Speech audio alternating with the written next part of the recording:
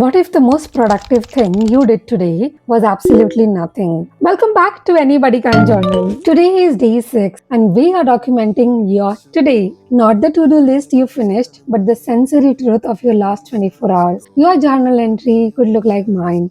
A slow morning spent in pajamas, just lying on the bed because the world felt too loud. Maybe your day was guided by music and smell of fresh coffee. Or perhaps you finally let yourself wake up at 12 p.m. and had noodles for lunch just because. Maybe you spent the afternoon lost in a movie on your laptop.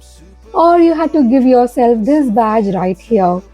I rested because I needed to. Or maybe your today looked completely different. Your life is not lived in the highlight, it's lived in the minutes. So stop waiting for a big story to tell and start realizing that you are the story. It could also be a disco ball, hands in the air, and the high energy of a party.